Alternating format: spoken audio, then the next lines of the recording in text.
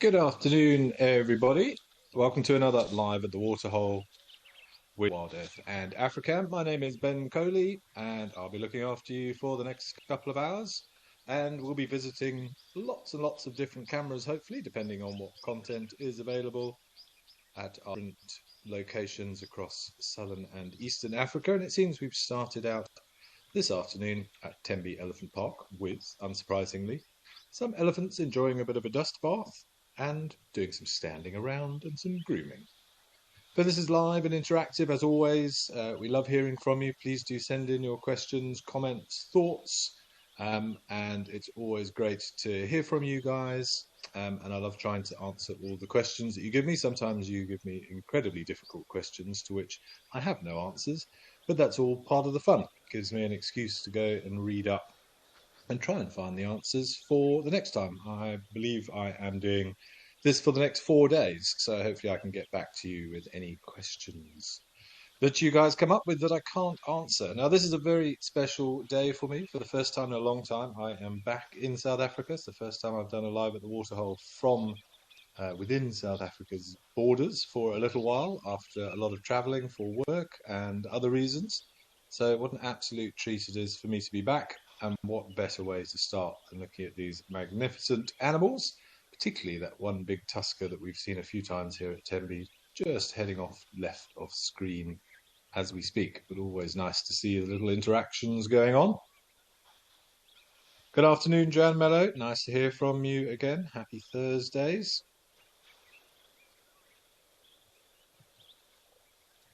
Donna Marie, they are sweet indeed. It's difficult to describe a 4, 5, 6 ton animals as sweet, but their behavior really does speak for itself sometimes. They're capable of such amazing emotions that it's just really delightful to watch. And I know one of the first things I do, I've got a few things lined up over the next few days. I only arrived back a couple of days ago.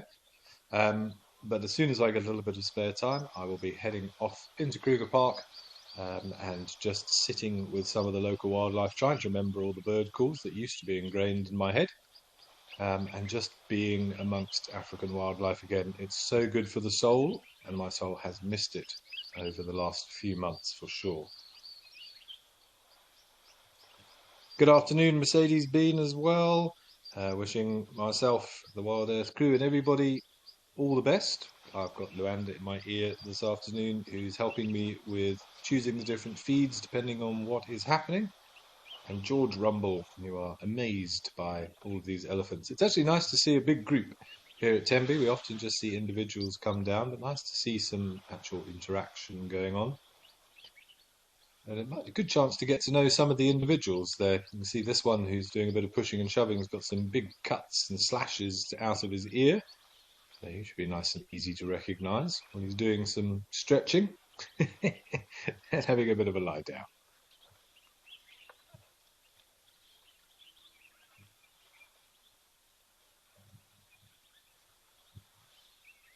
It's amazing how dexterous these animals can be. I've seen elephants go down really steep slopes, and they tend to adopt that posture. They'll put their front legs over the edge, go down on their back knees, and then just sort of slide down the banks, be it sand or earth. But lovely to see a little bit of engagement from these two young males, having a little bit of a jostle.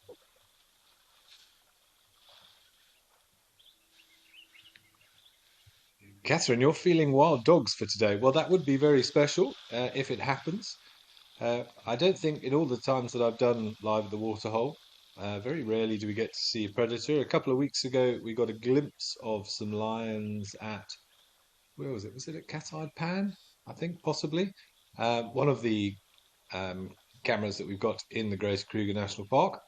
We had some elephants which suddenly were sort of looking over in one direction and seemed to be slightly unhappy with something, and we panned the camera around just in time to see at least 2 lionesses being ushered back towards the tree line by a bull elephant who went to just go and chase them off.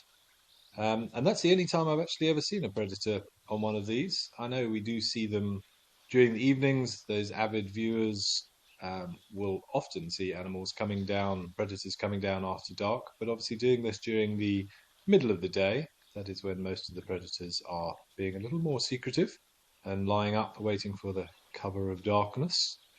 But wild dogs would be pretty spectacular.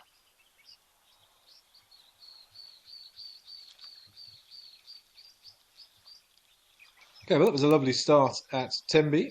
I think we're going to head over to Juma to have a look at Juma Dam and the surrounds. Let's see what's happening over in the Greater Kruger.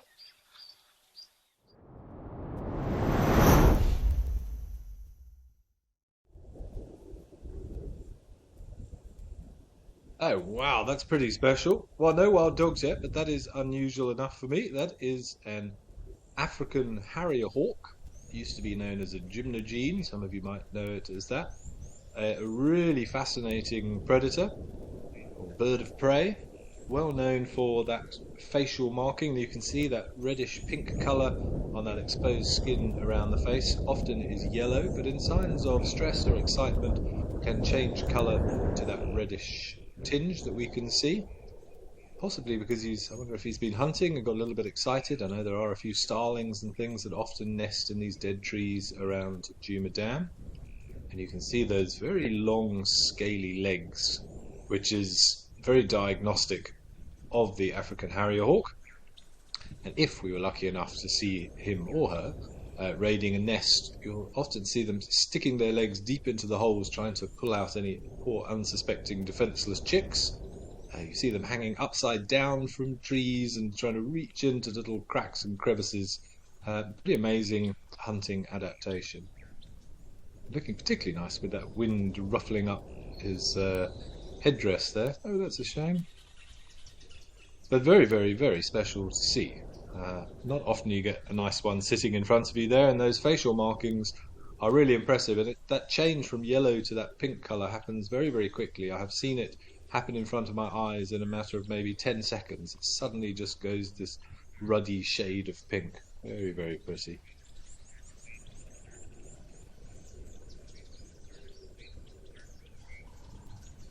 Well, that was an unexpected little delight. I wonder if you didn't find a bird's nest in there somewhere. I know the parrots are also around. Let's hope they didn't grab any parrots. But speaking of this strange, rather windy and overcast conditions for winter, let's go and have a look at the official weather.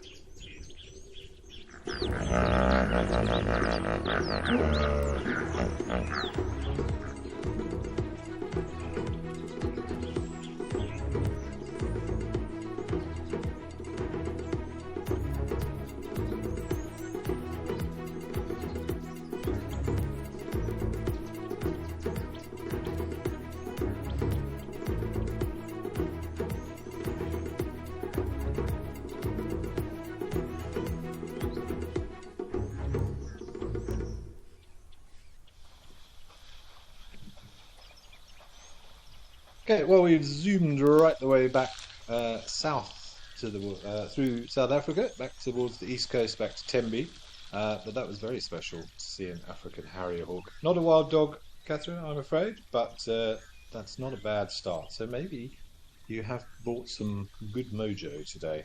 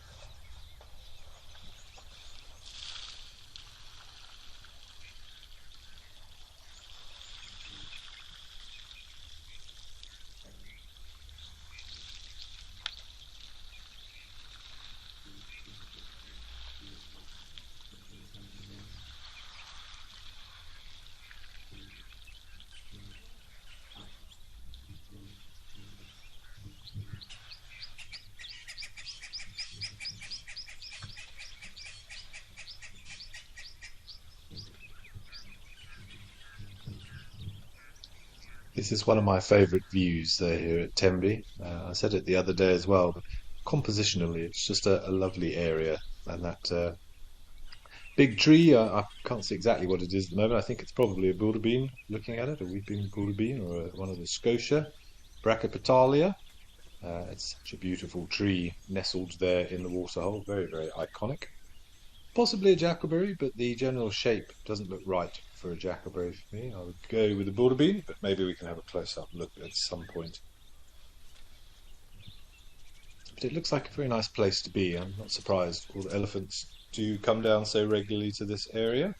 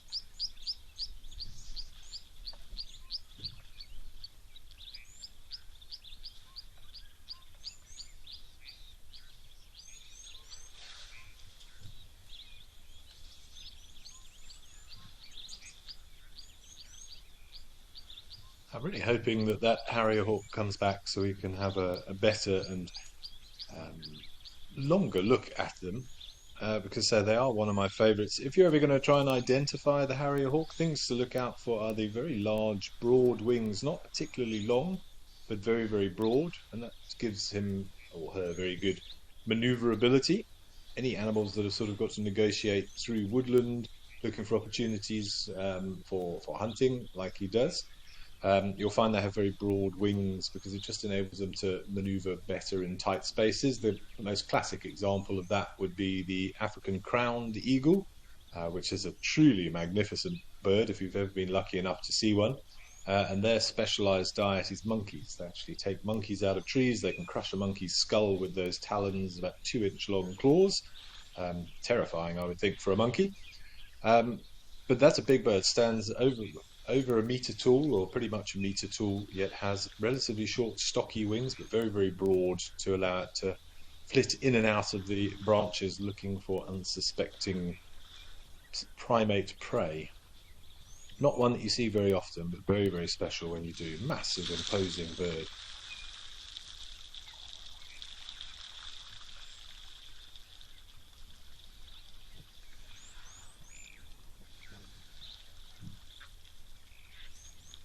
And then the other distinctive feature, of course, of the harrier hawk is its tail. It has quite a long tail, but it's black in colour and has this beautiful white bar running across it. And that's often all you're going to see if it's flying overhead. If you're looking up into the sky, it's sometimes more of a silhouette, or you can only make out, very prominent features. So looking for that barring on the tail is also very, very important. And then that facial markings or that skin around the face, as we say. But yeah, hopefully that one will turn up again. For now, we will enjoy the antics of these pachyderms and tembi. So nice to see a big group of them, and nice to see a little bit of jostling between the young males a little bit earlier, just establishing social hierarchies, learning the behavior of an elephant, learning to be a male elephant is a long and arduous process, takes many, many years. So mating opportunities for these big bulls generally not until they're probably 30 years of age or more.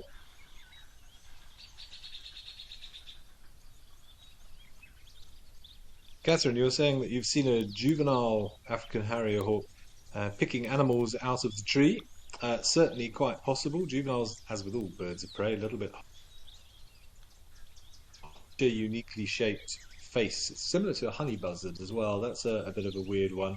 But when you see it, it's just got an unusual shaped face. If you look at birds a lot, it almost has like a pigeony type face, the honey buzzard. And you get to notice these little discrepancies between them when you spend a lot of time looking for these birds.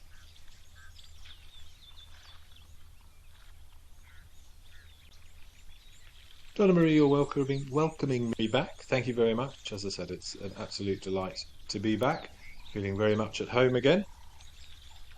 And Catherine, yes, you never know, we might still find some wild dogs. So I'm optimistic now after our rather nice harrier hawk sighting.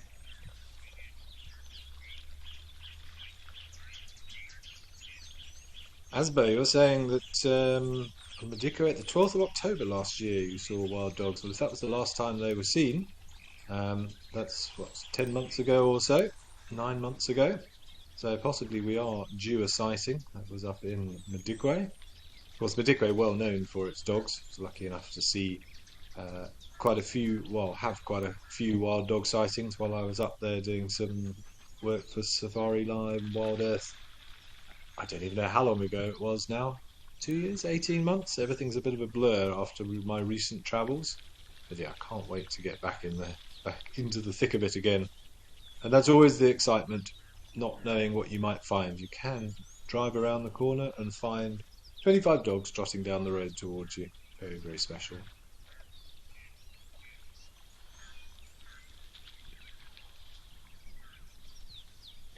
That does indeed look like a weeping bourbine from what I can see. That big tree on the right looks like it's got what we call parapinnately compound leaves. So those sort of split leaves with little leaflets on, whereas where one leaf is that whole sort of feathery structure. And the easiest way to identify a single leaf is you need to find what's called the leaf bud or the axillary bud.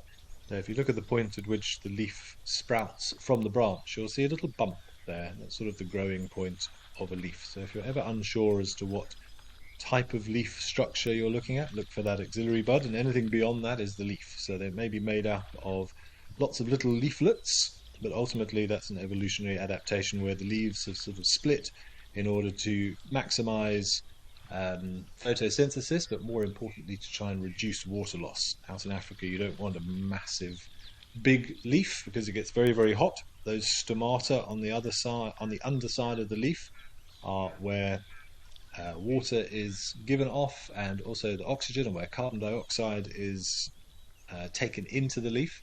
And if you have too big a leaf surface in a dry area, then you will dehydrate.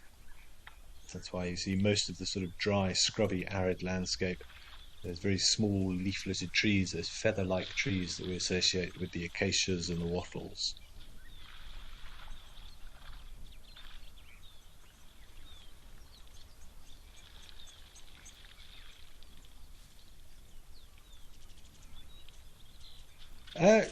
Jenna, with regard to adult elephants making way for young elephants to drink before they had an opportunity, in my experience, I would say absolutely yes. Of course, you never know. Individuals have different personalities, but elephants are well known for their communal spirit and those close family bonds, and youngsters are given very, very high regard within them, and they are looked after, they are protected. So I think as long as it's safe, because they're very wary around waterholes for young elephants of potential predation or slipping into the water if it's a steep bank, then in theory, yes. What you do find sometimes, if the elephants are really struggling for water, maybe they'll dig their own water. They might go to a dry riverbed and they'll use their feet and they'll dig down into the sand, just like if you're on the beach and you dig a hole and then it starts to slowly fill with water. Not only is that a natural filtration device, but it's the best way to get freshest water. And you'll often see that in the winter months if you wander down a dry riverbed. Be careful doing that if you are going to walk down there, because it's an animal highway. And you never know what you might find down there, an old male buffalo or a leopard or a lioness with cubs or something. So be very careful of those dry riverbeds. And what you'll often find is those holes are going to be near these little extrusions of dark rock, which is normally dolerite, or a similar, what we call intrusive igneous rock, which is a rock that's cooled down underneath the crust of the earth. It's cooled down above the crust of the earth. It's cooled down quickly, has fine grains, but it acts as sort of a block for any underground water, like an aquifer that will be running down that riverbed. We get a lot of these drainage lines that don't seem to have any water on the surface, but if you dig down, you'll find water, and these act like little dams, so underground water pools next to them. The elephants know this, potentially being able to smell it, and they will dig down to get to that water. You might find that the youngsters are unable to reach if it's particularly deep. Their trunks aren't long enough, or they haven't got control of their trunks. But they will certainly, the adults will take up the water and then pass it on to the youngsters as well in certain cases. But yeah, I do believe that the youngsters will be given preference, certainly.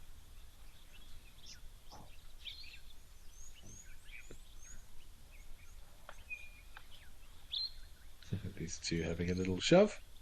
No aggression there whatsoever, just a little bit of youthful exuberance.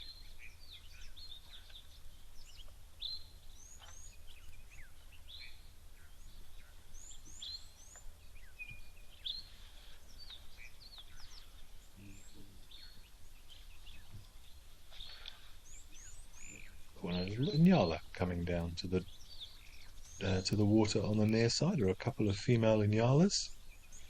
3. But I think we are going to head up north and east, and we're going to go and have a look at Oldonyo Waterhole up in Kenya.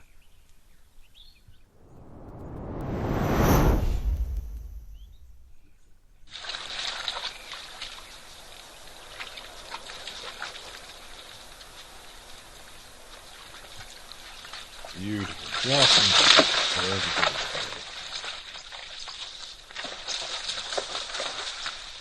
Oh.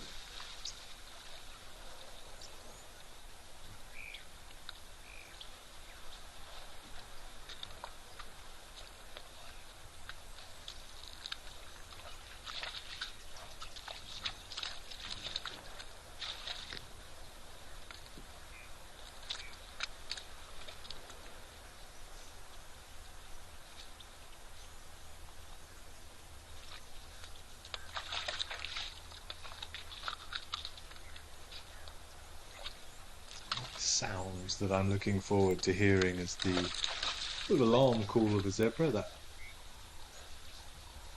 noise that they make. It's something very characteristic to me of the African bush. And in fact, last night I was out playing with my telescope.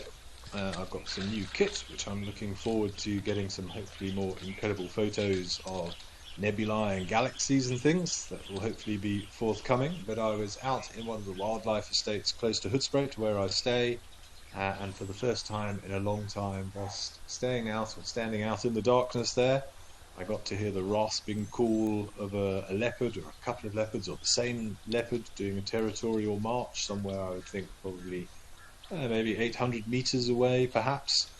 So that was very, very special. That gave me goosebumps. I heard a hyena whooping. I saw a spotted eagle owl on the way home. I've seen baboons and vervet monkeys, and every single one of them has brought a smile to my face.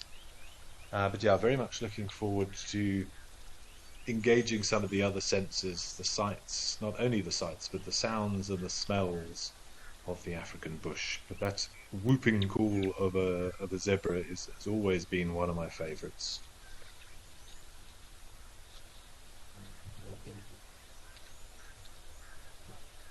Greetings, Joy in Hong Kong. Nice to hear from you as well. Thanks for sending in all of your comments and your questions thus far. Please do keep them coming.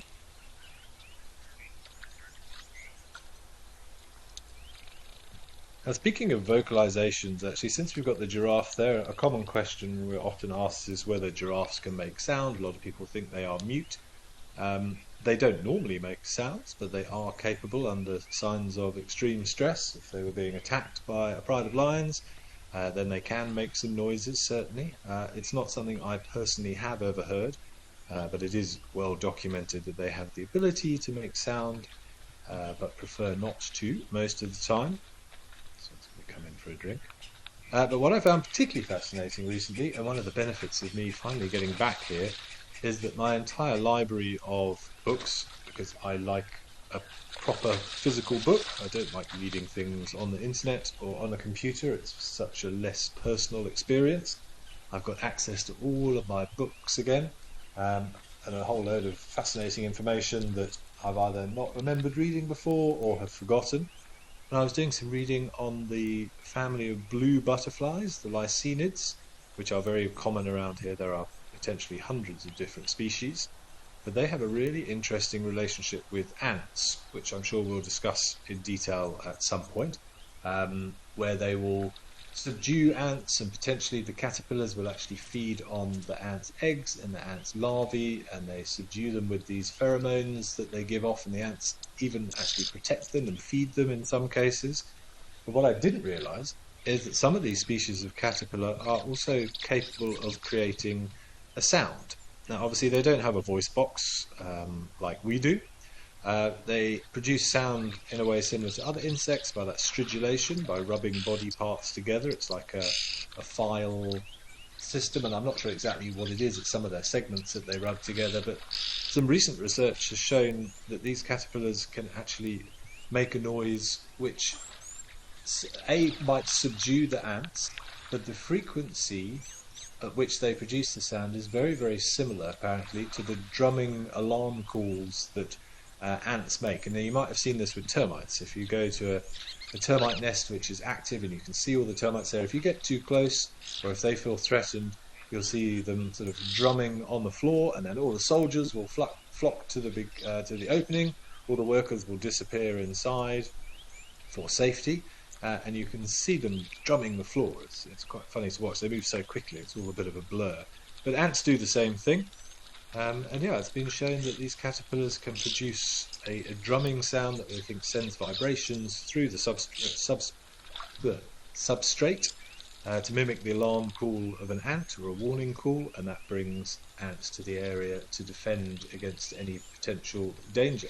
So how cool is that? A caterpillar living in an ant's nest can actually summon the soldier ants to come to its aid in times of stress. Isn't nature amazing?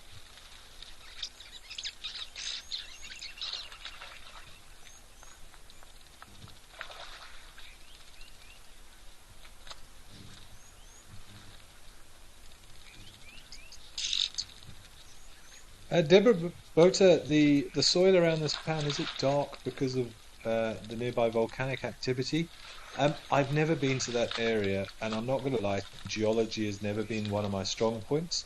Uh, Even when I was training, I found it such a difficult topic to find more information on. I think of many of the disciplines that we as guides have to know, geology is one of them that really needs better access to a level of information which is understandable to the layperson.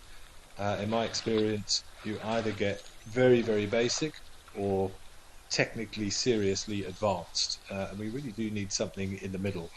So, whether it's dark because of that, whether it's dark because of other nutrients that are in the soil, I'm sorry, I don't know the geology very well of that area, never having visited it. But generally speaking, the colour of the soil will certainly give you an indication of its fertility and what minerals are contained within it.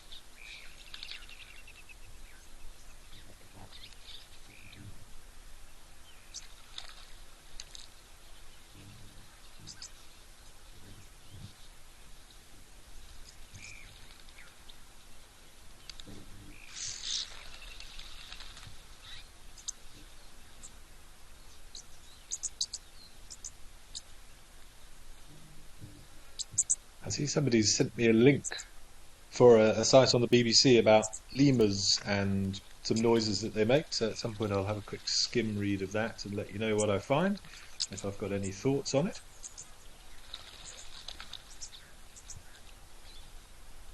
Oh, I think it was from Luanda. Thank you, Luanda. I will certainly have a look at that.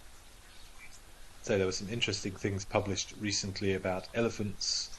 We discussed it last week, a bit about how elephants have specific calls that they use for individuals. They've done various experiments up in Kenya and shown that an individual can be called by another individual or will react to that specific message, whereas the rest of the members of the herd are fairly indifferent, and that they have the ability to speak to each other or address in the slightest. But very, very cool that we've been able to figure that out and to start to understand those complex social relationships.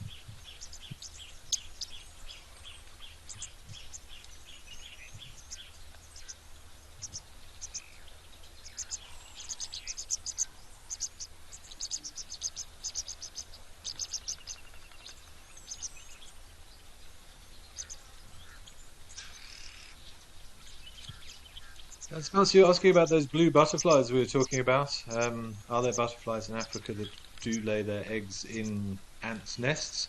I don't know about actually laying the eggs in the nest. What often happens is the larvae will hatch off a larval plant and then make their way into an ant's nest for food and protection. But there may well be. It's such a diverse family. I think like nearly half of all the butterfly species found in southern Africa belong to that family of blues. They're very, very small, they're very, very difficult to distinguish, and there are very specific regional variations of them in terms of identification of where you can find them. Some of them restricted to literally like a few square kilometers or a few hectares that have only ever been discovered somewhere in the world. But many of them do indeed have some sort of relationship with ants. I can't give you a specific figure, but I think it's something like 75% of blue butterflies have some form of relationship, either with ants or with scale insects, where they are protected by, or they feed on, or live amongst.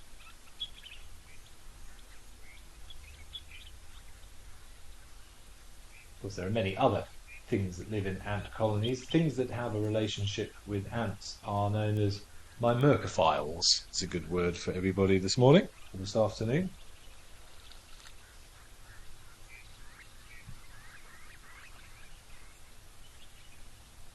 Or myrmecophiles, I would spell it, but it's quite long. It has multiple syllables, and pronunciation's never been one of my strong points.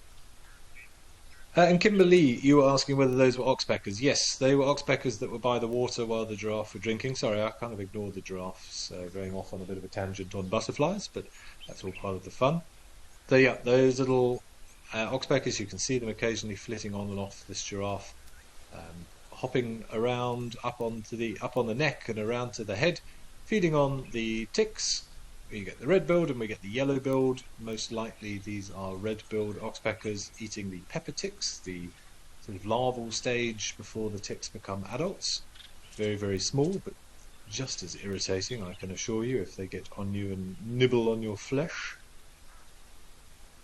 And those oxpeckers are actually feeding, they want the blood within the ticks, not the ticks themselves. So they only fed on ticks that have already fed, basically.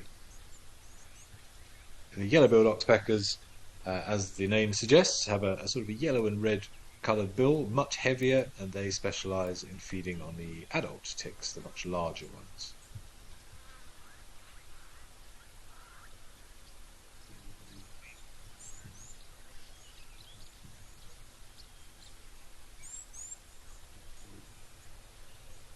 Julie B saying it's nice to see the giraffe having access to the water without issues. I agree, this is quite a busy waterhole, this. Often say lots of elephants there, lots of herds of zebras, and giraffe are so sort of skittish and nervous about coming down to drink that the slightest disturbance causes them to have to reset that rather uncoordinated position that they need to adopt.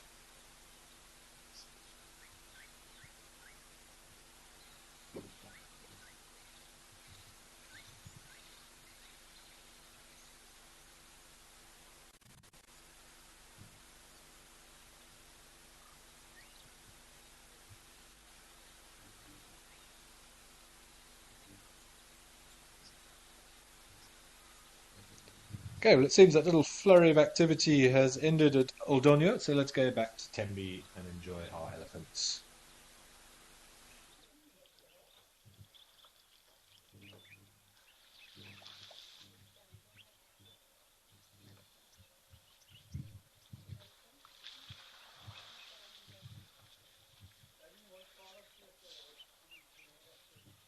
Or not, as the case may be.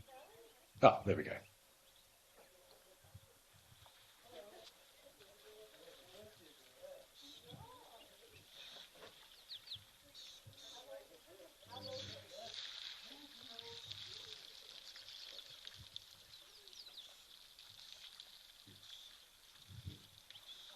I've just had a quick skim of that article I mentioned that Rwanda sent me about lemurs and how lemurs may have demonstrated the origin of what we would consider to be music, which is rather interesting. It seems that they have a particular rhythm and beat almost when they sing to each other when they lose sight of each other, also to advertise their presence to family groups and things.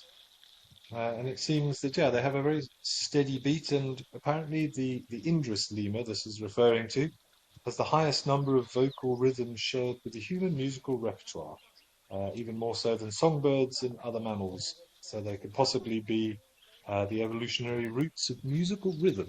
How cool is that? To think that our love of music may have stemmed from monkeys. And if you can hear some sort of ambient pitter-pattering, believe it or not, in late June in Hoedspruit it is currently raining, which is highly frustrating because I was supposed to be doing stargazing evening tonight on one of the local reserves, but it's looking a little bit bleak. The bane of my life, weather conditions, unfortunately.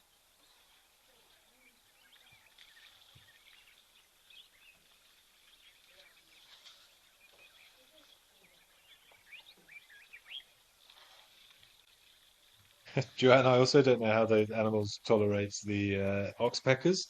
They must be very frustrating, but I think, like anything, you learn to live with them, and I suppose they are performing a role, or could often be seen as a beneficial role. We've had many debates, of course, about whether it's parasitic or commensalist or mutualistic, those oxpecker and mammal relations, but yeah, it must be very annoying. Elephants, of course, do not tolerate oxpeckers. They won't allow them on their skin, and they will much easily, or it is much easier for an elephant to swat away a pesky oxpecker with a trunk, and you'll never see an oxpecker on an elephant.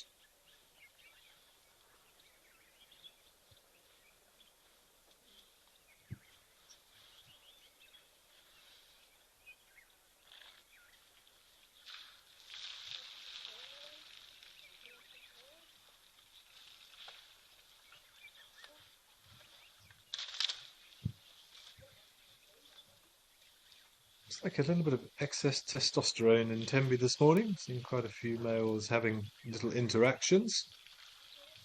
You see the submissive behavior of the one on the left as this older elephant is coming on the right. You can see much more bulky, and you can see very much being given space.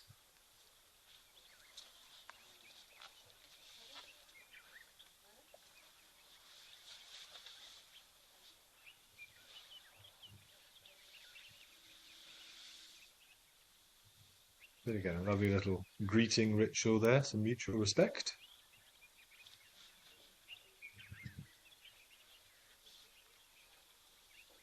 Lovely embrace with the trunk.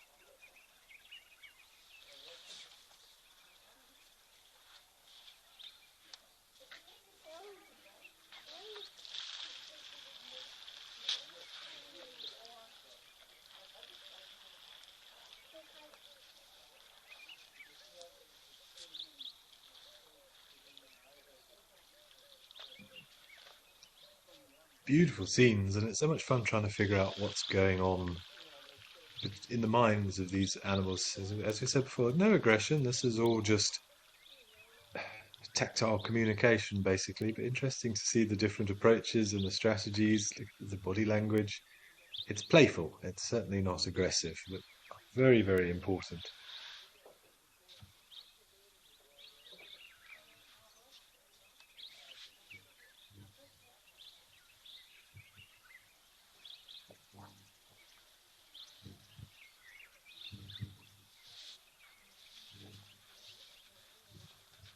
This is going to pick on the slightly smaller elephant now.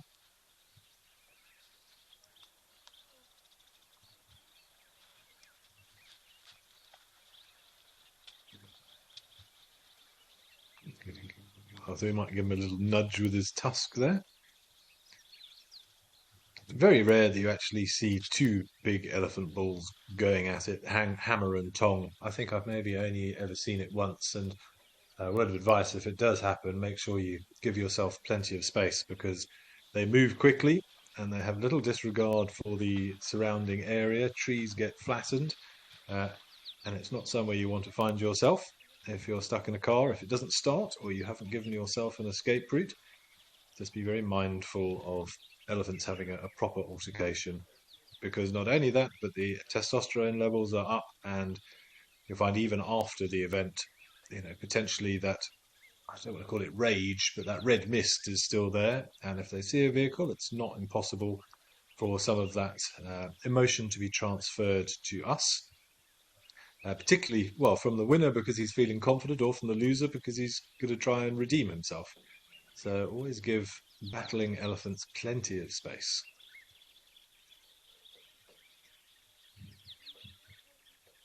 Puma con colour. Yes, I will certainly be watching out for the impending Nova, as you've mentioned there. I actually did an article on it for the local Hoedspruit newspaper the other day. So for those of you who don't know what a nova is, we're going to delve into some astronomy briefly. So um, there is a star, or there will be a star, hopefully visible sometime before September, that will become visible in the night sky in an area where currently there is no star visible, even on a dark night. It's in the area close to a beautiful constellation called the Corona Borealis, which is the Northern Crown. It's a lovely little arc of stars in the northern sky from the southern hemisphere, definitely visible in the northern hemisphere as well. And so what a nova is there's two stars, what we call a binary star system, with one big old red giant star and then a white dwarf, which is the core of a star that has died and just all its atmosphere has disappeared, and it's just left behind this scalding hot core of a former star. And those two stars are doing a dance around one another. They're locked in orbit. And because the other star, the red giant, is losing gas as it gets older, it's having outgassing events, and sometimes that gas can end up being attracted to the white dwarf, and that builds up on the white dwarf surface. And if it gets to a certain amount in terms of mass, there's basically a little thermonuclear explosion. Most of us know that if you heat hydrogen too much or detonate hydrogen, it can have fairly dire consequences. And every now and again, the amount of hydrogen gained by the white dwarf is enough, and you get this little release of energy. You basically have an explosion in space. It's not enough to destroy the white dwarf, it just sort of evaporates all of that gas, and then the process starts again, and you get what are called recurrent nova, which is the one that we are discussing. And it happens pretty much like clockwork. Every astronomers have been monitoring this star, and certainly from the activity that it's showing, you can monitor it with obviously with proper research grade equipment. It's invisible to the naked eye, but it looks like it's going again in the next couple of months. If it does, you're not going to see a blinding flash in the sky or anything like that, but say you will see a star become visible that wouldn't normally be there, and it'll be for a couple of weeks probably, and it's going to get as bright as what we call magnitude 2, which is similar to some other brightest stars in the night sky. So about the same brightness as the North Star, and I think something like sort of Spica in Virgo, one of the brightest stars in Sagittarius. So it should be very, very obvious. So any of you who know the sky and the stars, if you look up and see something very much out of place, close to that northern crown, then you might see that nova. And believe it or not, in 400 billion stars in our galaxy, we only know of about 20 recurring nova. So it really is a once in a lifetime opportunity to view. So yeah, certainly something I shall be looking out for.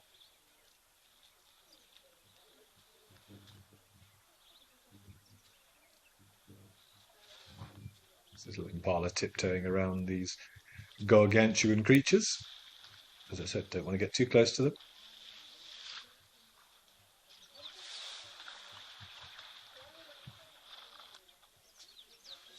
Donna Marie, that's a beautiful sentence you've sent in. It's always amazing how Mother Nature and Father Time fit everything into a unique relationship and balance in this wild earth. Nice use of wild earth, by the way. But Jeff, very well said. It is incredible how it all works together from ants and caterpillars to elephants. Everything is unique. Everything does what it needs to do in the way that it should be done. And then you have us, but that's a story for another time. And that's why I particularly love the insect world, just because of the little intricacies, how things make sounds, the breeding behaviors, the social nature of some insects, pollination. It's just utterly, utterly fascinating, and it's been happening for billions of years, and it's continuously evolving in front of our eyes. And it's important that we open our eyes enough to see it and appreciate it and learn from it and protect it.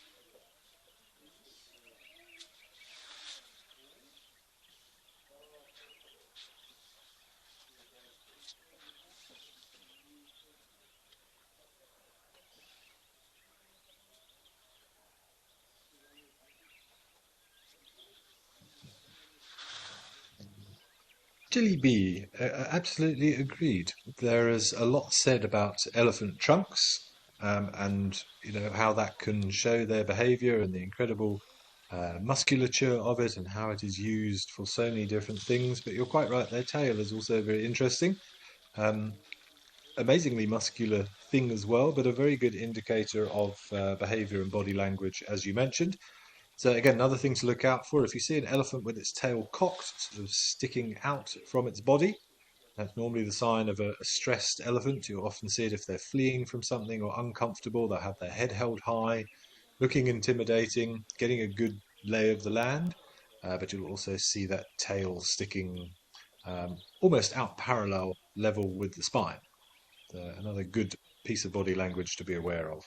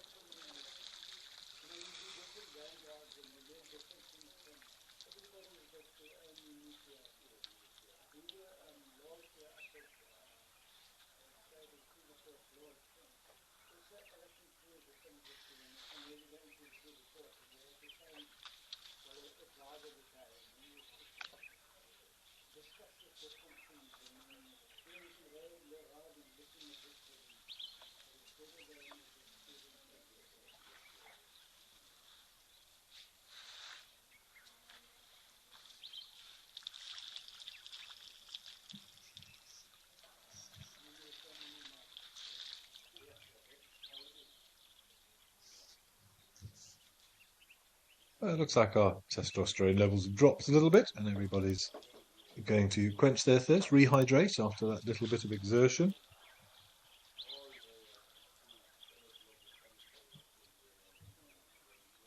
Catherine, I'm glad you enjoyed that little astronomy side note.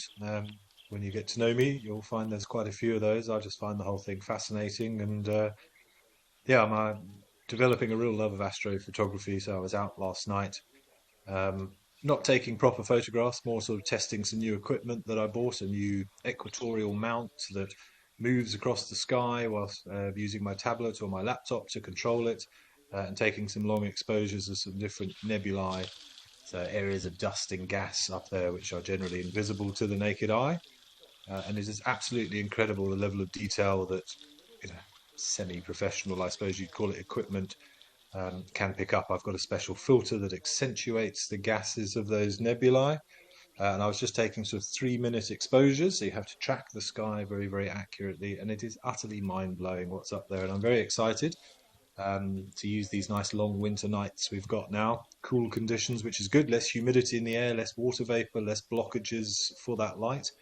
And hopefully I'll be able to post some pretty amazing pictures in the coming months.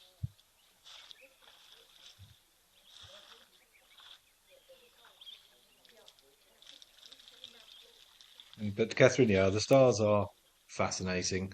You mentioned, yeah, particularly in Africa where we see so many more. Um, I suppose we might see a little bit more. The southern hemisphere is perhaps a little bit richer in terms of numbers, but there are plenty of stars to see in the northern hemisphere. I assume you are somewhere in the northern hemisphere. The difference is, of course, most places in the northern hemisphere have a lot more light pollution, so it's a bit harder to see some of those fainter stars. One of the other real benefits of the southern hemisphere is just because of the way the rotation and the orbit of the Earth works, we get to see the Milky Way directly above our heads, which is where about 99% of all of the stars in our galaxy actually reside. So we have access to a lot more. We've got the Magellanic Clouds, those satellite dwarf galaxies, and some incredible objects like Omega Centauri, a globular cluster, the Carina Nebula. There's even a nebula called the Cat's Paw Nebula that looks a little bit like a cat's paw, as the name suggests. But yeah, we're very, very lucky to see those things down here, and game reserves are a perfect place from which to stargaze. Not only is it dark because you're intrinsically away from population centers, but one of the things that I've always loved is the ambience of it. To be doing a stargazing evening and hear lions calling, or hyenas whooping, or elephants cracking branches in the background, or owls or zebras, whatever it may be, it makes for such an emotive and holistic, connective experience. Really very special. Catherine, you should definitely do some stargazing when you're back in South Africa. A night sky safari is well worth it. Um, you don't even need to have a telescope. The best part is all those cultural stories, the African stories, Egyptian, Greek, Mayan, Maori, Aboriginal. Um, I always consider the constellations are a great tapestry upon which people have noted their thoughts, their myths, their legends, their pasts, their futures, and listening to some of those cultural stories behind the stars are really special. And it's important to keep that culture alive. We live in such a technology centric world these days that we are losing those stories, and it's important to keep them in the mainstream.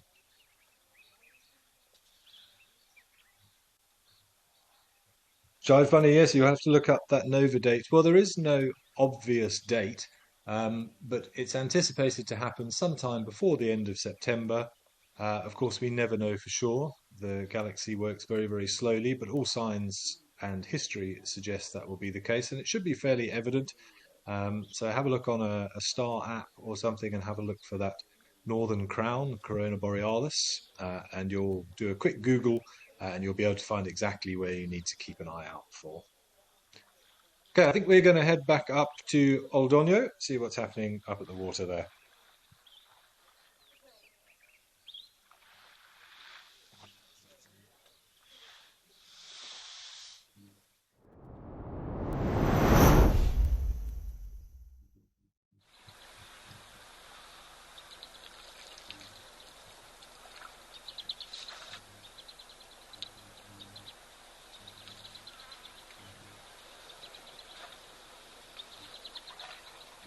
Oh, what a beautiful scene.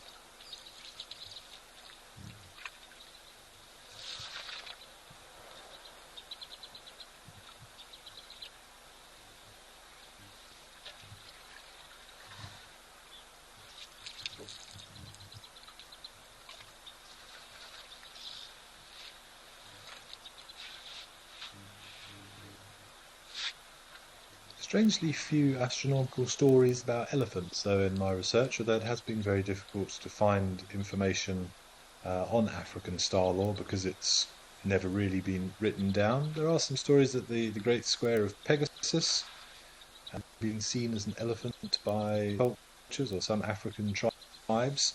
It's a bit surprising to me that there aren't more elephant-based stories up in the sky, considering it's the way it's revered for its power and everything else.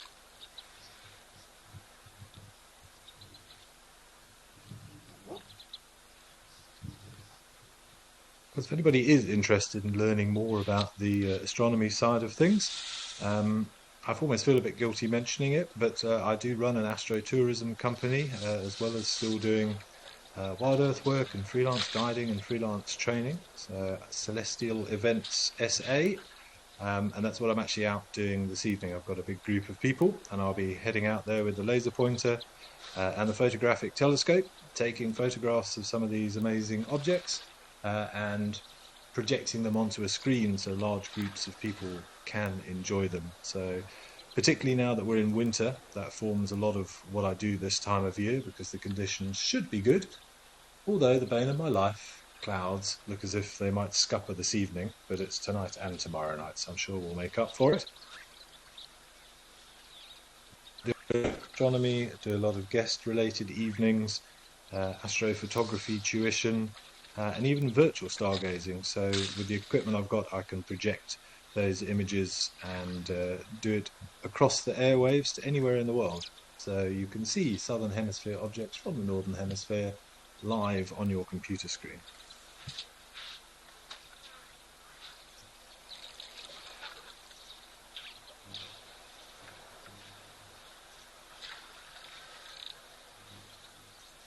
Chile being the Milky Way and the Southern Cross. We'll say the Milky Way is truly spectacular here. When I was out in New Zealand, under what we call basically Bortle 1 skies, total absence of light pollution. If you go to the eastern side of the Kruger National Park, very, very dark skies there, up into the Kalahari, down into the Karoo.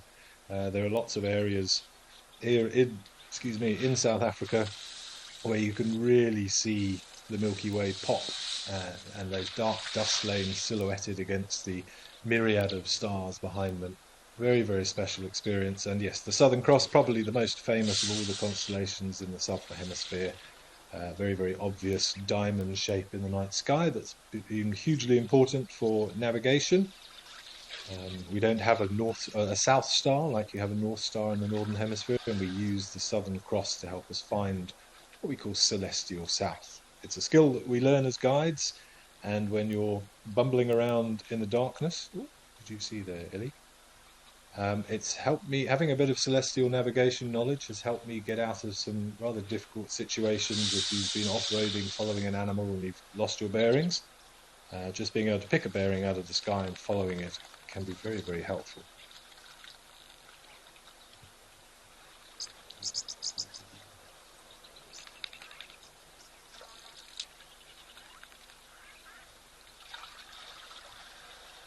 Jelly Bee, I was asked this question the other day as well. I don't know why we don't see very many breeding herds and youngsters in this particular area. It's generally these big, beautiful bulls that come to this waterhole. I'm sure breeding herds do come through, but there'll be seasonal movement based on the availability of food. So possibly it's just the time of year, but I don't view the Aldonio cam enough to be able to state that we've just been unlucky.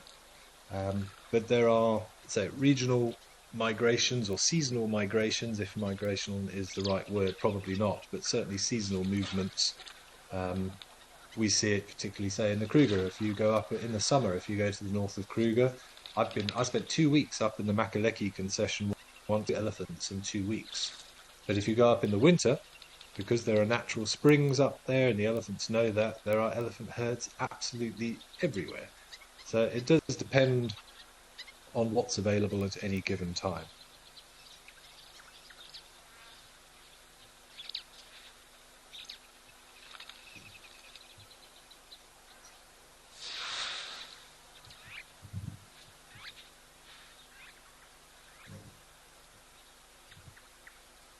I say it's just been a suggestion in my ear as to is the one of the reasons that the breeding herds avoid this is because there are so many bulls in the area.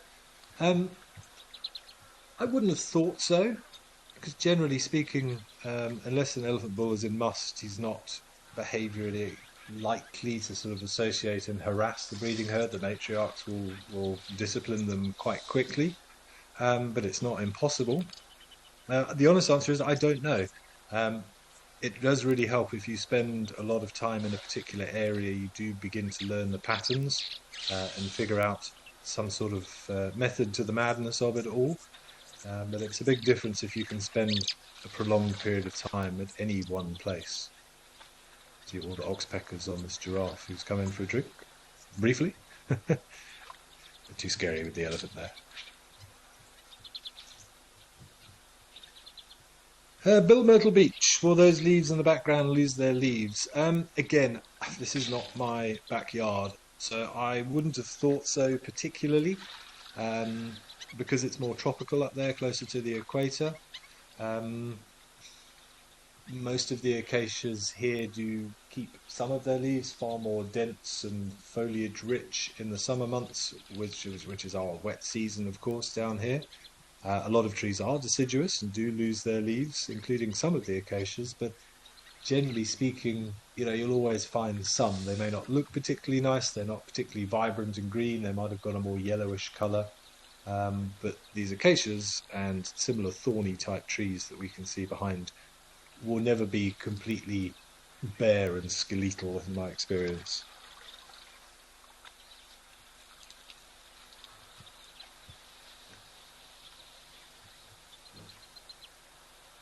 Leopard lover, yes. We're going back to astronomy again, but mentioning that James Webb, the big space telescope, recently discovered 80 new supernovae, and important to understand the early universe and life of a star.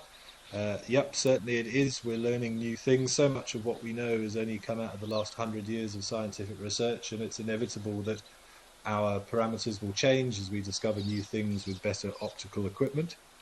See, the elephant was not too happy about these warthogs approaching. Look at the body language. Might see the tail cocked out, we mentioned earlier.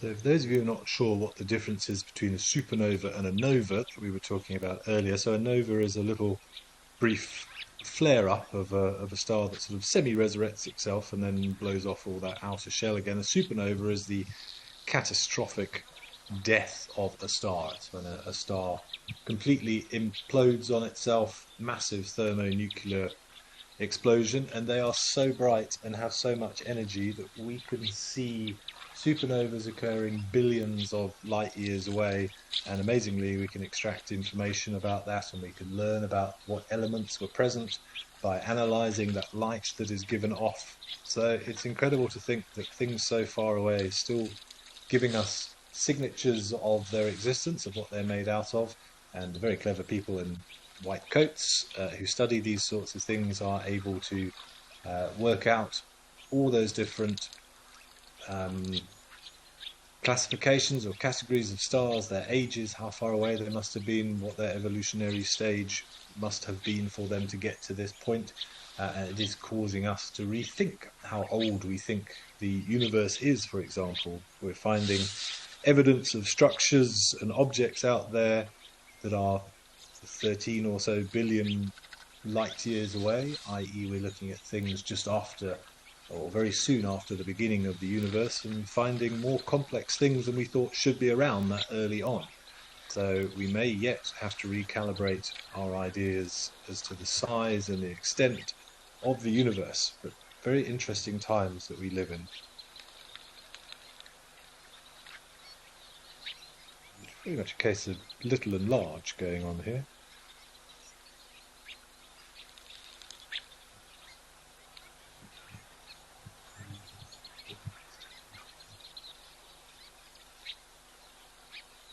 Okay, nice to see some warthogs, but we are going to head down to Founder's Lodge. We've not been there for a while.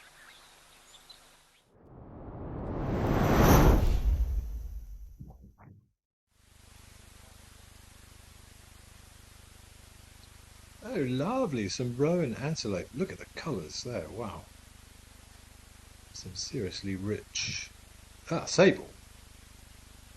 Sable and rowan, I always get the two confused. It's not things that I see very often. The females, I need to remind myself I haven't seen any of them for a little while. Definitely a sable bull, though. I thought I saw a rowan in the distance as well. I'm honestly not sure if they have both species there, but that's definitely a sable bull with that dark coloration. Just some horns disappearing behind the horizon. Magnificent creature, those scimitar-like horns. Can't get over the saturation of that orange soil though. Very Namibian-like. One of my favourite places in the world, particularly for stars as well. That orange sand contrasted with the blue skies is very, very impressive to see. A couple of Egyptian geese.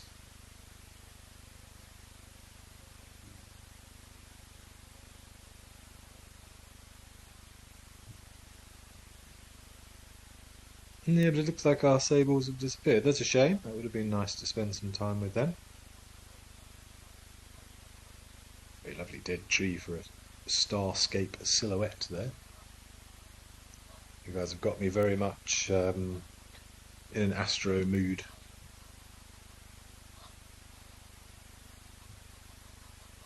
We could be on the surface of Mars with that red coloration.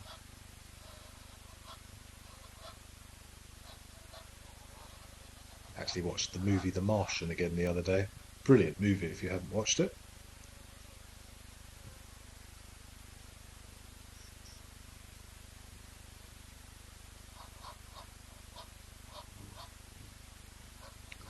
Oh, Catherine, I'm glad that was your first sable on the Live at the Waterhole show. We do see them from time to time down here at Founder's Lodge.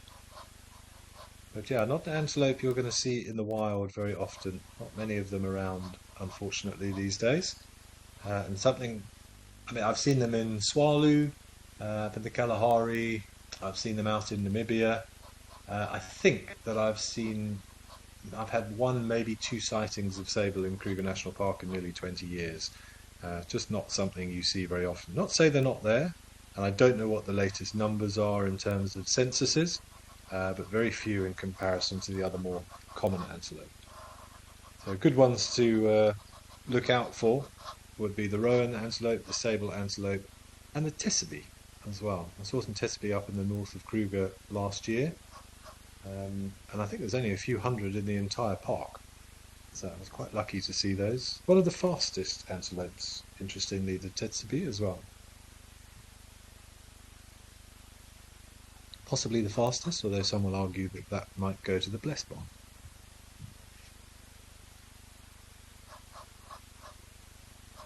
Sanjivroy, yeah, Eastern Cape Game Reserves are very, very beautiful and often quite green, I agree. Slightly more rainfall on the eastern side of the country.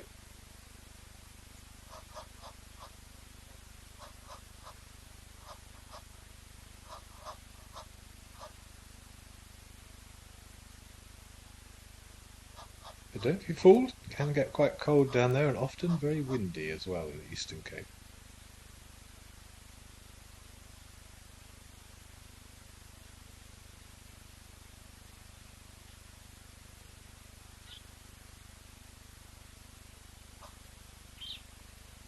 Actually hoping to head down to that side of the country in the next couple of months. I've got some work lined up, hopefully down there in August. That's not an area that I've been to for many, many years. So I shall have my binoculars trained to my eyes at all times. At night time they'll be looking upwards, and during the day they'll be trying to find some more bird species for my list. I just hope I can recognise anything, to be honest. It's been a while. I'm very much out of practice. But hopefully I will find something in addition to some Egyptian geese.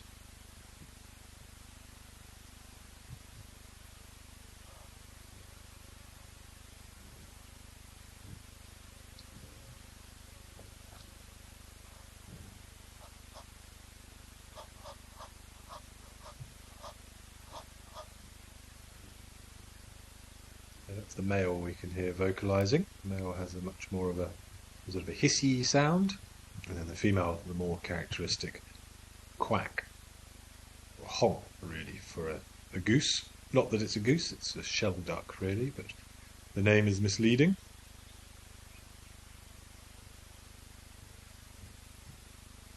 It could have been the female just doing a muted call. Difficult to tell unless they give it the full beans.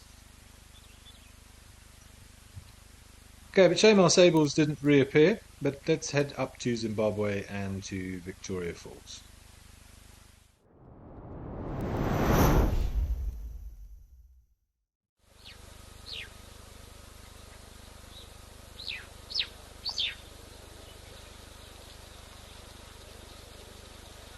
A little bit more thing.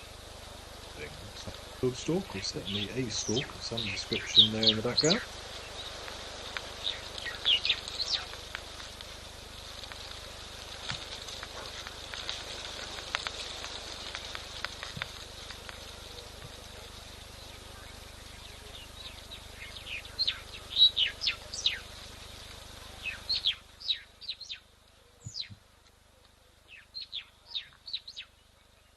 Ah, hello, Warty.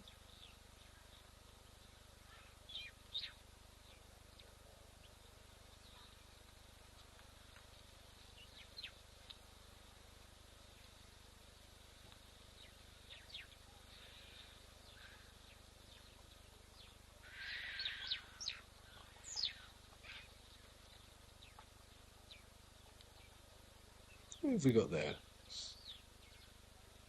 A jacana.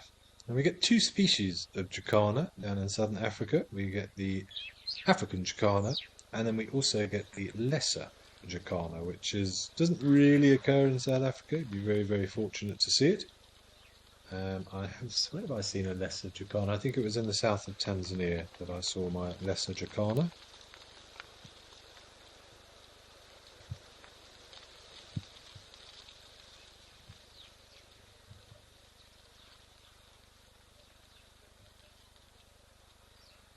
But definitely not as brightly coloured. The African jacana, much more sort of rufusy feathers that it has, and that lovely blue sort of casque and beak is a giveaway. And of course, they've got those absolutely enormous toes. That's why they're often known to walk on water. They're Those toads split their body weight or spread out their body weight so much they can walk across those lily pads. And then their name is Jacana.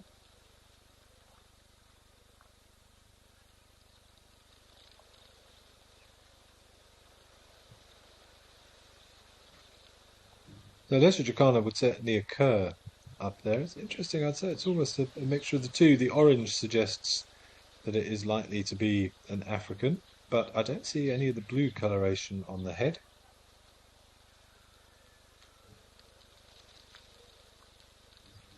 Let's say the light is not wonderful, and then it becomes a bit more complicated with juveniles. But the lesser Jacana is a lot smaller as well. But again, without a sense of scale, it's hard to say.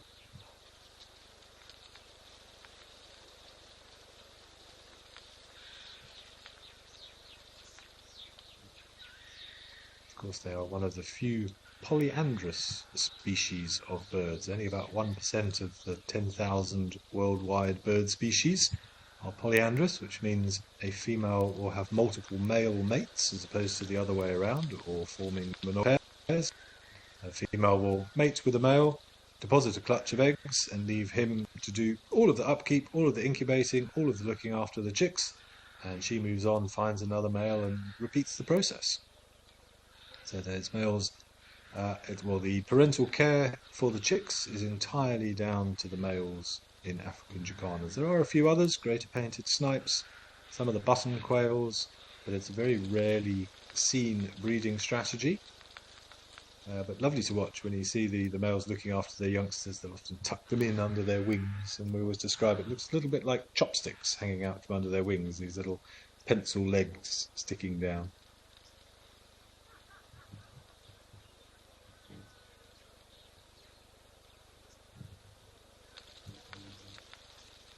You can see those massive toes.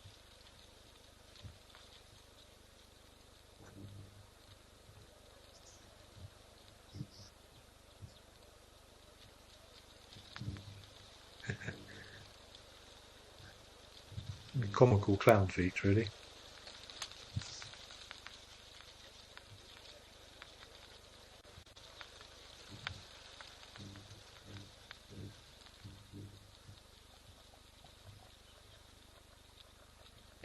Yeah, Holly, it is amazing that you see this paternal care in such few birds. I suppose the women are better at it than men. I think that's a tried and tested thing as a rule. Exceptions, of course, to every rule. But yeah, very rarely used strategy within the avian kingdom, certainly.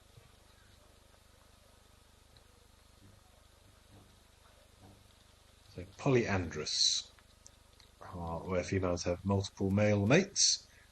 They've got polygyny or polygamy, which is, as the name suggests, poly many, and gyne referring to women. So that would be something like the wider families that we see, where the males will display and try and attract females to them and have the opportunity to mate with as many females as possible. And then, so the majority of birds form those pair bonds. Sometimes they're just seasonal, and sometimes they last for life.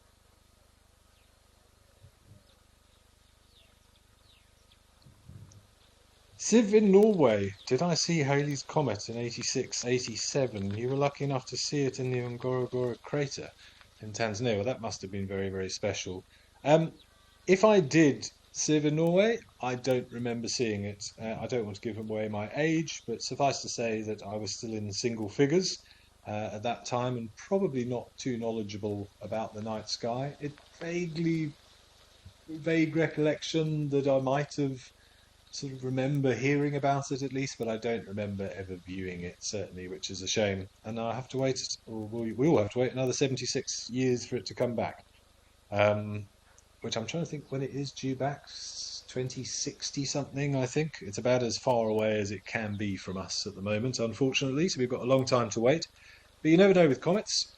Most of them are random, and we generally don't know that they're coming until we see them, because often they've either never been seen before and we don't know their orbits, or it's a new one, something out in the Kuiper belt or the Oort cloud, which are like asteroid belts outside of the orbit of Neptune. Maybe two of those bump into each other, or there's a gravitational interaction somewhere and one gets flung towards the inner solar system. So the majority of comets we only see when we see them. always worth keeping an eye out, and great photo opportunities if they come close enough to us.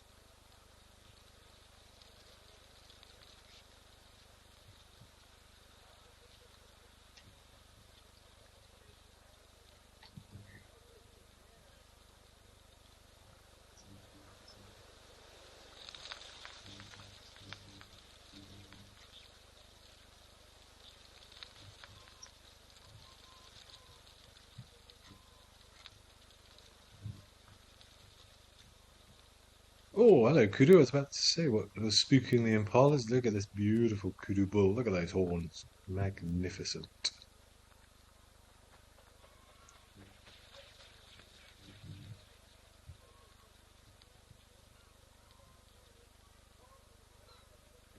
Such a regal antelope. Probably my favourite antelope. Well, I said that about waterbuck the other day, and I don't know what my favourite antelope is, but they are really spectacular and lovely to see out in the open. Hopefully, we'll see a few more. I noticed up here at Vic Falls, they're often in little bachelor groups, but those horns are almost perfect. Beautiful symmetry in them, nice wide spread. A lot of the horns on kudus, or a lot of the kudu horns that we see down here in the Kruger area are a little bit narrower. They don't splay out quite so far, just regional differences because we have more heavily vegetated areas. And you'll find a lot of them have quite narrow horns. Whether that's also an evolutionary adaptation due to hunting pressure, of course, that's another possibility. Those with beautiful wide spreading horns are often, excuse the pun, but targeted for hunting expeditions from a trophy perspective. So possibly a little bit like with the elephants developing shorter tusks because they weren't persecuted. Maybe we're seeing the same in kudu horns, who knows? And some guinea fowl, very helmeted guinea fowl.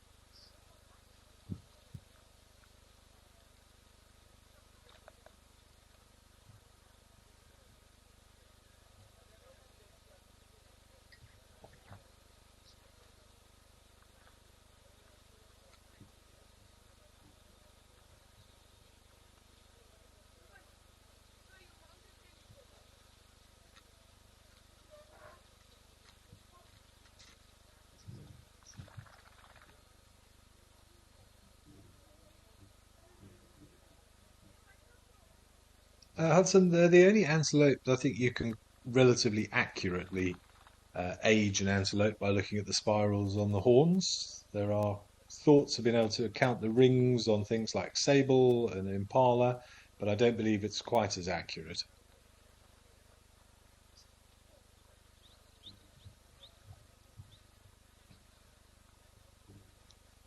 And even then, you always have to be careful. Horns get broken. Animals will grow more quickly if they have access to the right minerals and nutrients. So, as a generalized rule, yeah, sort of half a twist for 1 year in kudus. That's generally what we work on, but the most accurate way to age an antelope, like with horses and elephants for that matter, is to look at the teeth and have a good look at the wear and tear on the teeth.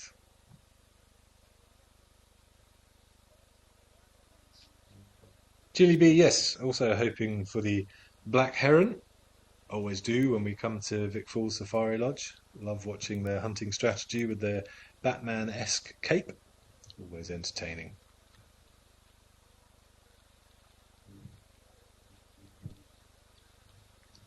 So lovely to spend some time with the ubiquitous impala. So often dismissed because of its commonality, but still one of the most beautiful creatures that we have here.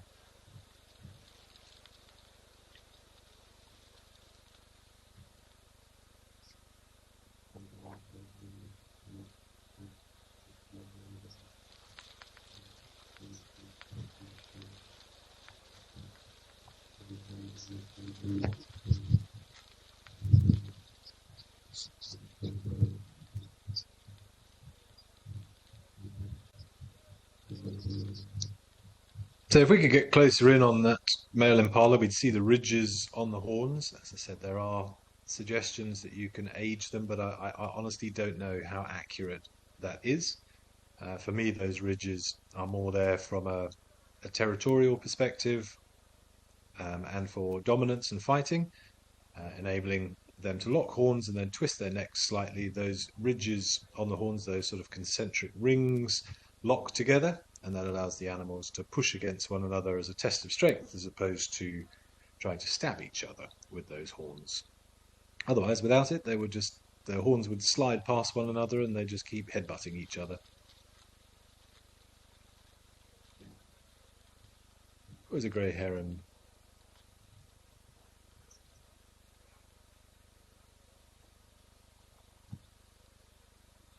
Oh, bye-bye, Impala. And hello, Heron. But bye-bye, Vic Falls. Let's go back up to El Donio Waterhole.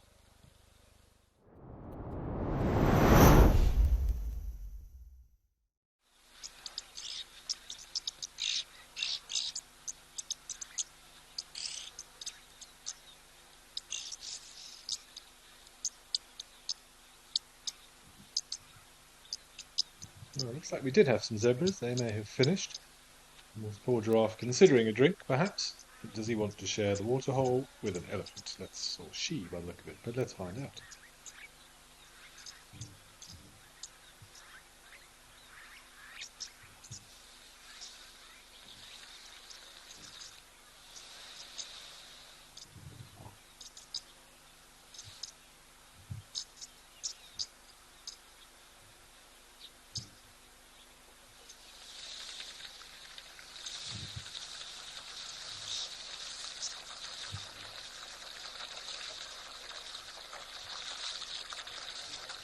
Oh, thank you, Siv, for conferring. Yep, Halley's Comet next visible 2061.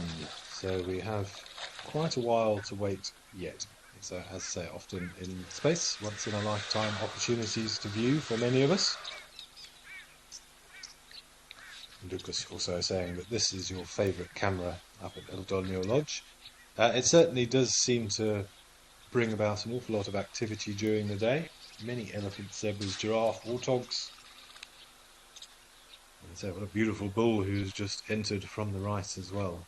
See the one on the left there is giving him a little bit of space. Again, a little bit of mutual respect. Respecting the size. And this giraffe really thinking, oh, I should have come in earlier.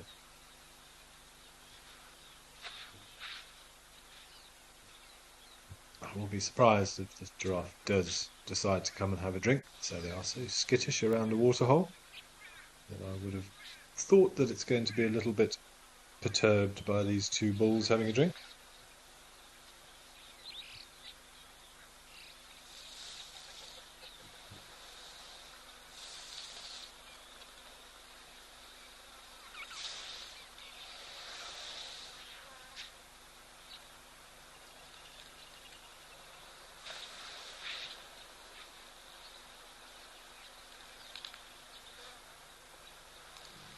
Well, she's considering it. You go, girl.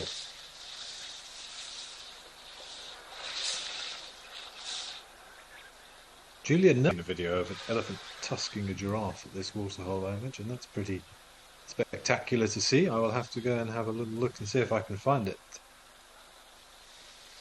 So I'm aware of prison rhinos that have been killed by elephants. I've never heard of one taking out his frustrations on a giraffe.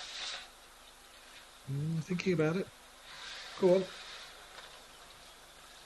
Oh, good for you.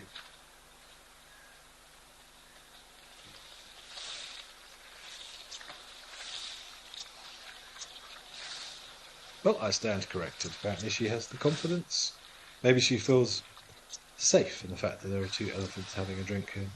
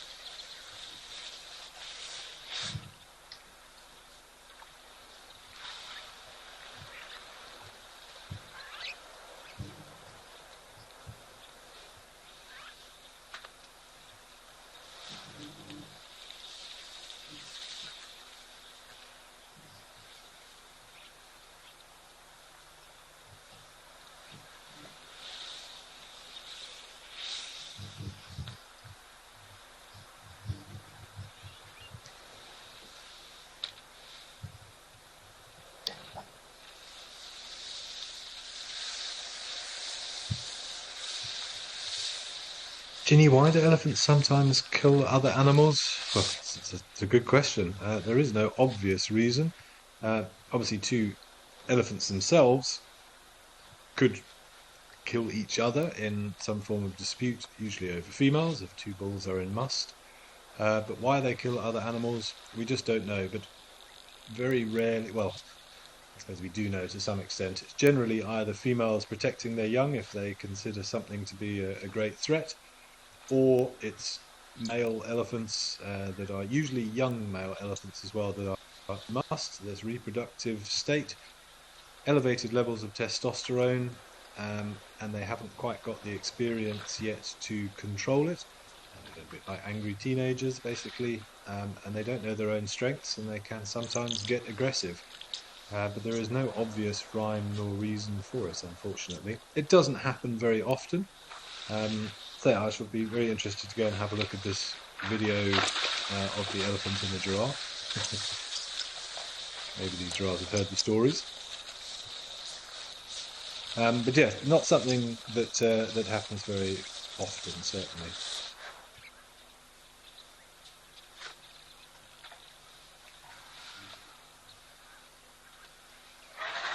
Tina, indeed, it's tea time at Old Donio. Yeah, maybe they do all have a schedule and say, it's coming up to 1 o'clock in the afternoon. I better go and meet Fred at the local watering hole, just like we might meet up down the pub. Who knows?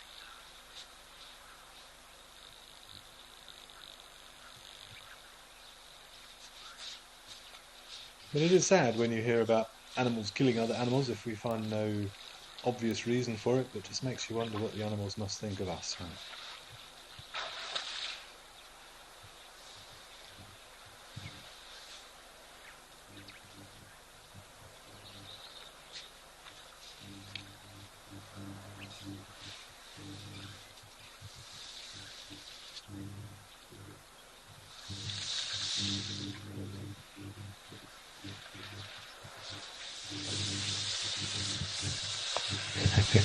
This male's abandoned the other one at the waterhole. This one's got is quite plucky, this giraffe. With that other elephant getting closer, I'm very surprised that this giraffe is still quite happy having a drink.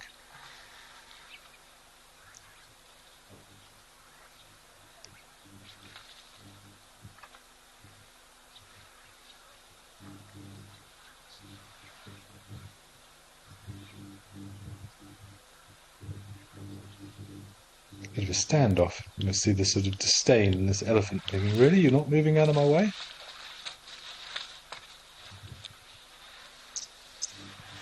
Okay, that's oh. Elephant taking ownership of the waterhole.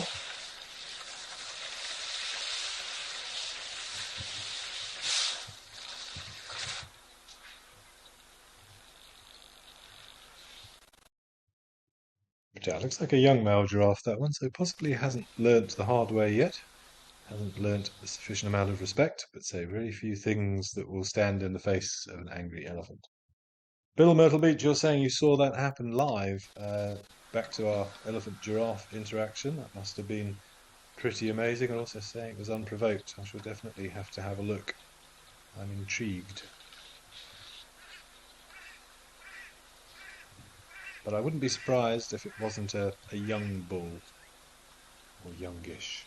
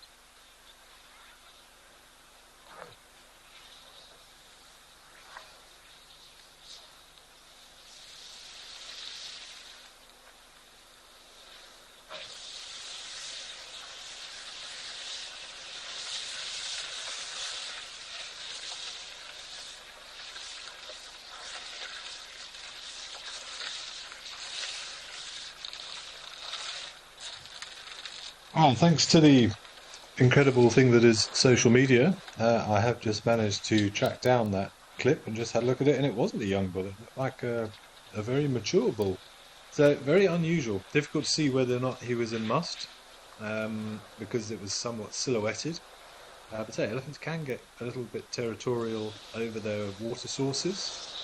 I'm sure the elephant didn't necessarily mean to cause GBH to the poor giraffe.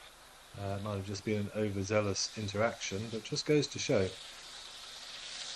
must always respect these animals. Their power, particularly of elephants, is almost unbelievable at times.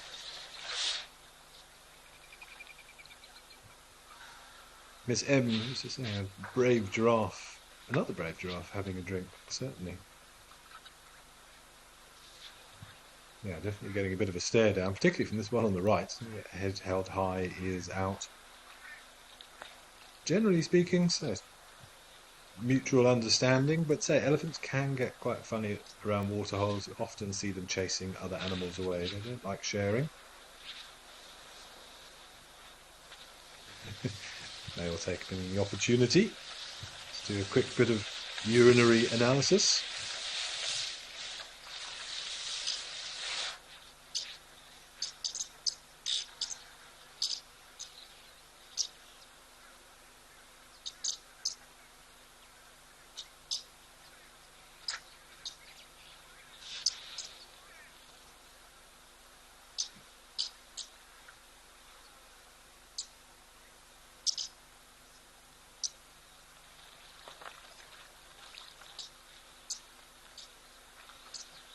It's 3 on 3 now. It's turning into a bit of a Mexican standoff. Oh. Just a gentle nudge.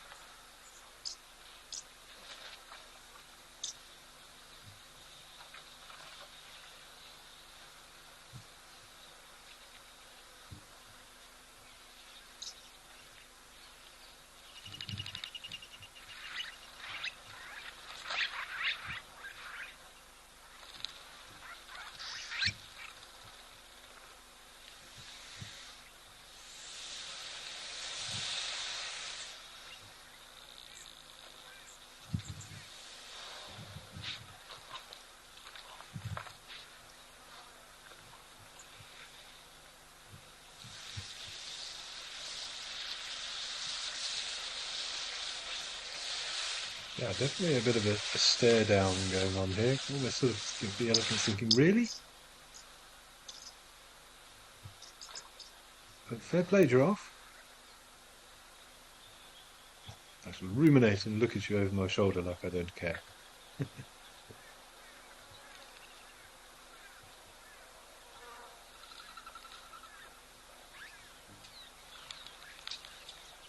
Hudson, why is the elephant lifting its trunk up like that? Well, generally speaking, you see that when they are, if they're not scratching behind their ears or tossing mud or dust onto themselves, it's normally just to get a better smell. So I imagine that's all it was. Possibly sort of out of curiosity as to the boldness of these giraffes, but it's generally speaking a curiosity thing to pick up better scents higher up in the air. I wouldn't say it's necessarily a behavioural thing. If it was sort of thrashing its trunk around or flicking its trunk towards the giraffe to sort of shoo it away, I could believe. But yeah, that was more of an investigatory thing. You also get a little bit of sort of displacement behaviour sometimes. If an elephant is uncomfortable with the situation, it will often exhibit some forms of behaviour because it's not quite sure what to do. It's sort of the same way that we might fiddle with something if we were a bit uncomfortable or unsure. Because yeah, that's sort of quite unusual in my book for giraffe to come down and drink so close to 3 elephants like this. I mean, so there's no reason that they shouldn't, but generally giraffe are quite skittish, and the elephants probably know this, and it was, I like to think, a little bit unusual. Might have confused the elephant slightly. But you often see it on a walk. If you're walking and you're trailing some elephants and suddenly the wind changes, you'll see all those elephants will stop and those trunks will go up like periscopes. because they've caught wind of a particular scent on the air. What we saw could have been completely innocent as well. Maybe there's another elephant somewhere in the distance and he just got a whiff of a pheromone or some scent that he wanted more information on.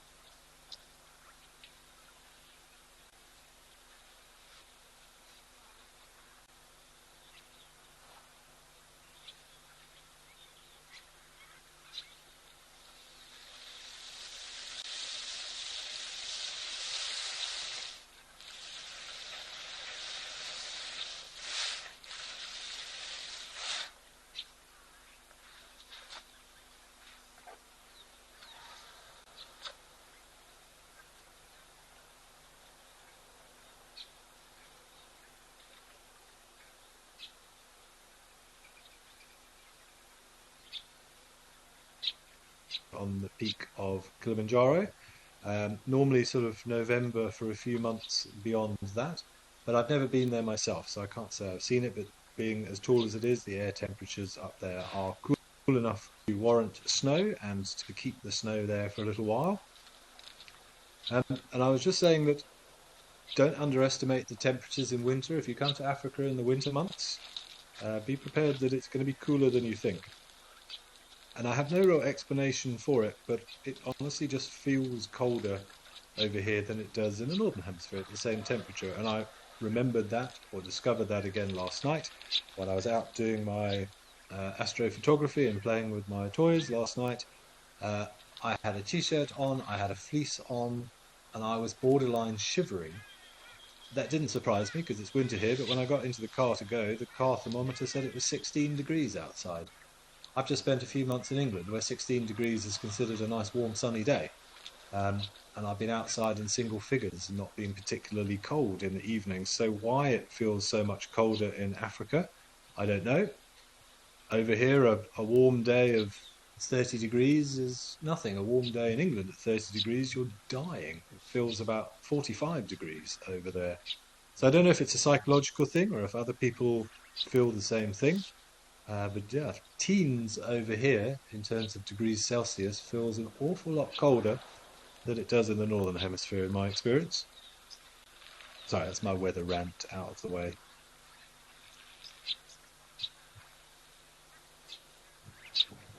Anyway, short story is the next couple of nights that I'm out, I will be having beanies and probably a pair of gloves on standby and a good thick jacket. It was lovely to see those two bulls almost touching foreheads just now.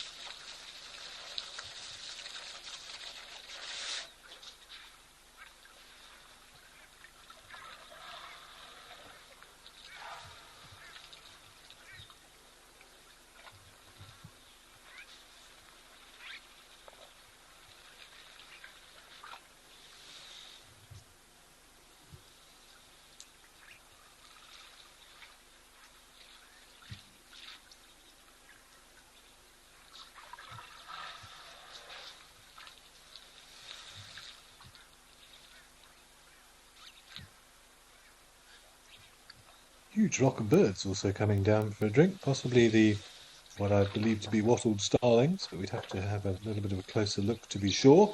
And again, my Kenyan bird knowledge is not quite as good as it is in southern Africa, but they certainly look starling sized and rather upright posture that we'd associate with them. Now they're all going to fly away. Yep, and then there were none. Look at those beautiful toenails on this elephant, freshly pedicured.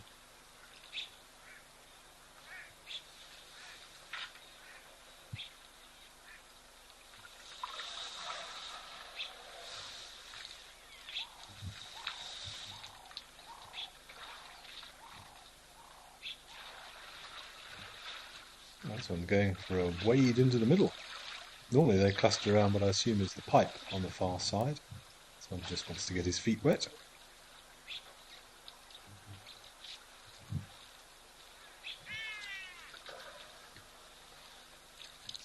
Chili bee elephants, they do seem chilled most of the time, but they can be unpredictable. I agree to, well, I have to agree, but I think, well, there's a famous phrase that knocks around out here saying the most predictable thing about an animal is that it's unpredictable. I've always disliked that saying because I believe people are far more unpredictable than animals, and generally speaking, an animal will always give you an indication of its behavior if you know how to read the right signs. But yes, anything can suddenly change its mind at the last minute, and you must always be wary. It's one of the many rules of guiding or viewing animals, particularly in a vehicle or on foot. Make sure that you and the animal have got an escape route. That should things turn sour, you can get out there very quickly. And we do get nonchalant, and I myself have done it many times. We allow these animals to get incredibly close to us, which is an unbelievable experience. But you also just need to be wary, and more than anything else, you need to trust your gut. If something feels off, it probably is.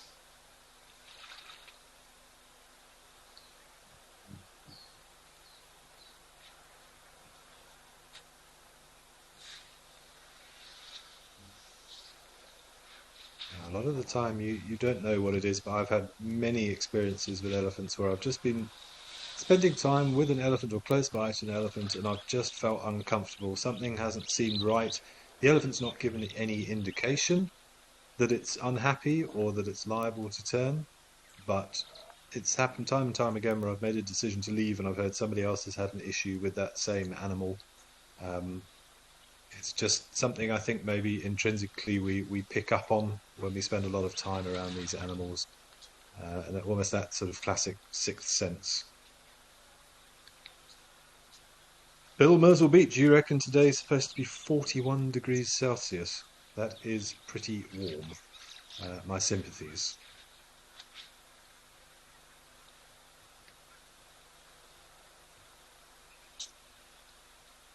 I've no idea where you are, Bill Myrtle Beach. I assume somewhere close to Myrtle Beach, wherever that may be. But yeah, 41 degrees Celsius is pretty hot. That's the sort of temperatures we expect up here in the Kruger region in our summer months. But that's why I love winter, because it's cool. I can put more clothes on if I get too hot. I can snuggle up under a duvet. And generally speaking, although today seems to be an exception, it's generally clear, cool skies, which is perfect for what I like to do. So I look forward to winter. I don't actually mind the heat. I spent time out in Namibia in the summer where it's also 40 plus. It's still very, very hot, but that dry heat is somehow easier to deal with. It's the humidity out here that I've always struggled with. 80–90% humidity coupled with 40-degree plus heat is really quite unpleasant. And people say you sort of get climatized to it and you get used to it, and I'm sure I probably handle it better than some other people, but it doesn't mean I have to like it.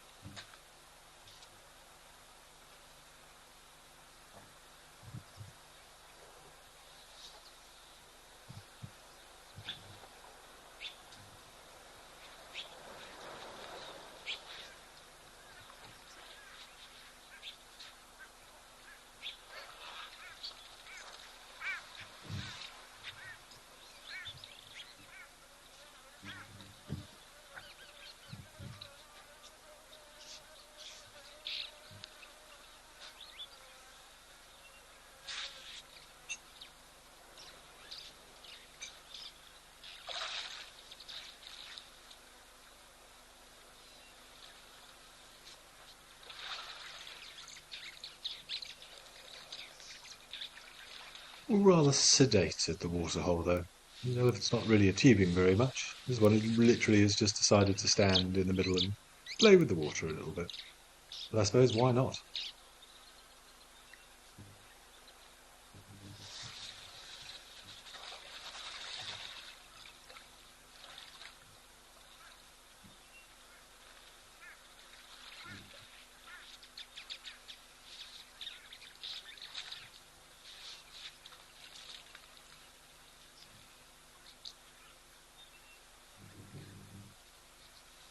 So we have a few comments with regard to the little weather conversation. Tim K, you're saying your American southeast has a similar savanna climate. Frost on the dawn and then 24 degrees by 11 o'clock. That sounds about right, yeah. Particularly if you go into the Highveld area of Africa, into Johannesburg. I've seen snow in Johannesburg a couple of times. Frost on the windscreen and then t-shirt and short weather by 10, 11 o'clock.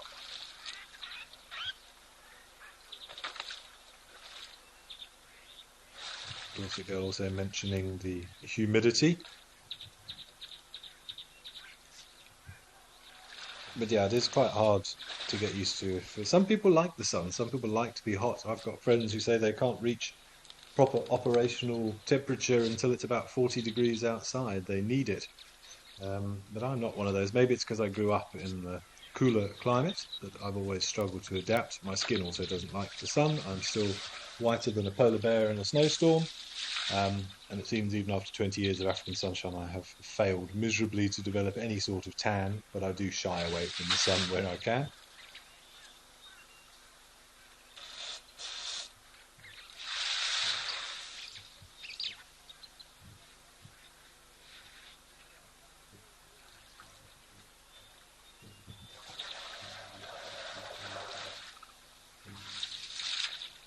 Catherine, you're also saying you like the summer temperatures on a safari, and the cold in an open safari vehicle can be pretty unpleasant in winter. I don't disagree with you there, but say my justification is always the same. You can wrap up in blankets, put loads more layers on, and you can keep yourself warm. But if you're too hot, you're too hot.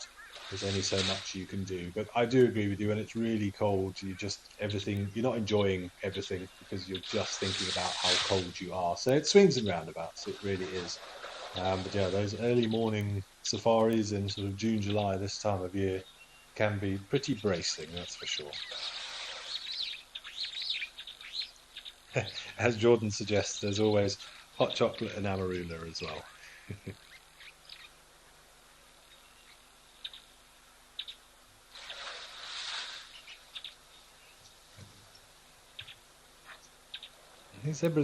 These elephants really have taken up a monopoly here. These poor zebras now thinking about coming down, but there is quite literally an elephant in the waterhole. Although this one looks as it might be time to move on.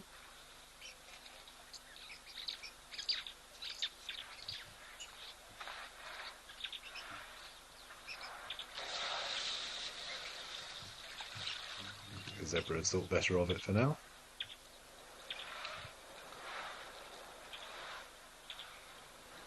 Good place as any to have an ear scratch.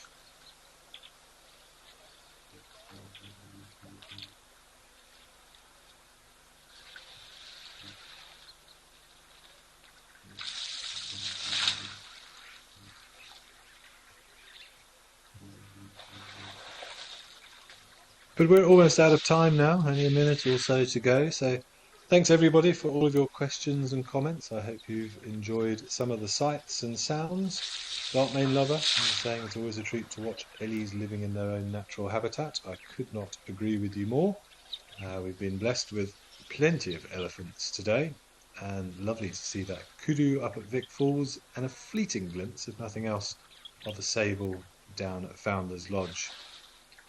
But of course, once we're finished here, don't forget you can catch up with the guys for their sunset safari, find out about some of their plans, look at some of the clips over the last few days, and then they'll be going live shortly as well from Juma and from Amakala, hopefully bringing you some more incredible sightings. And so, please do wish me some clear skies for this evening. The forecast doesn't look wonderful, but I do see some patches of blue, so I'm crossing my fingers. But thanks everybody for joining us again, I will see you tomorrow again, 12:30 Central African time. We'll do it all over again. But wherever you are, enjoy the rest of your day, enjoy the wildlife, and I will chat to you all very, very soon.